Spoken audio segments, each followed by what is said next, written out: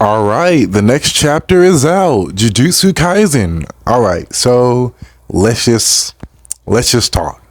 Let's sit down with me. Let me weave you a tapestry. So first and foremost, we get to see Yuta's domain expansion, but before that, we do get a flashback to a lot of the questions that a lot of readers been having when as far as like the validity of Kenjaku's death, and obviously it's confirmed. The dude is cooked, so much so it was literally exactly how I thought it was gonna go down. Like literally straight through the head, as I said in my prior review, which is hilarious to me because I literally called it. I was like, the only way you're gonna kill this dude is by stabbing him in the brain, directly in the brain piece. And that's what happened. We got to see what happened as far as like, cursed spirit users, getting off. They have spirits in their body, things of that nature. You get to see further more context as far as Kenjaku's inheritance going to Sukuna and it being literally confirmed as far as that being said. And on top of that, like I said, Yuta's domain expansion, which is always great to see. And honestly, at first, when I was reading it, I was like, this seems a little soy. But then I was like, it kind of fits his character, so I'm not mad at the title of the domain expansion. It's fine, personally. And we get further confirmation on what the exact ability of it is, the certified or guaranteed hit effect, and things of that nature. And on top of that, we get confirmation that Yuji himself is the physical catalyst to actually free Megami's body. And on top of that, we get more context on that whole thing as well, as far as Megami, Fushiguro, and of course, Ryomen Sukuna. And their bodies are existing in conjunction with one another. So at first, it was like, okay, I thought that like Sukuna basically was like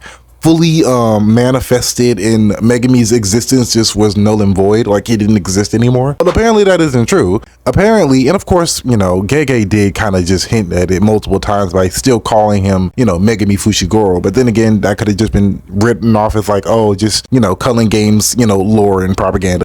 So, shout out goes out to Captain from my Dragon Ball Diamond video, and it goes as follows. I see your rage, brother. I see it. But I think it's a little too early.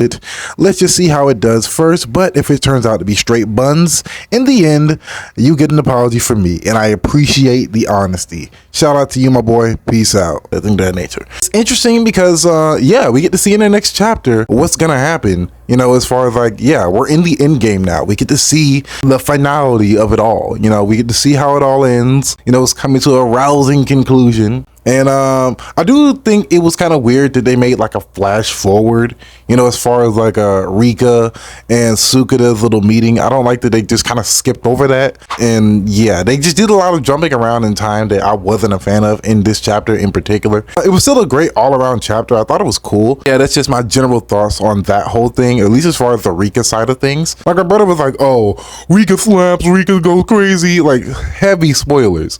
But apparently not. Apparently they just kind of skipped over that, and instead we get a lot of more exposition in this chapter than actual action, which is actually kind of okay. Like I know I said a lot of the time that Gege's yap sessions get annoying, but this was actually just every bit of information that I needed. So it wasn't exactly yapping, it was just more important context as far as what happened in the previous chapters, which is fine. I'm glad he cleaned up his mess, so that was great. And on top of that, it was just so cool to see.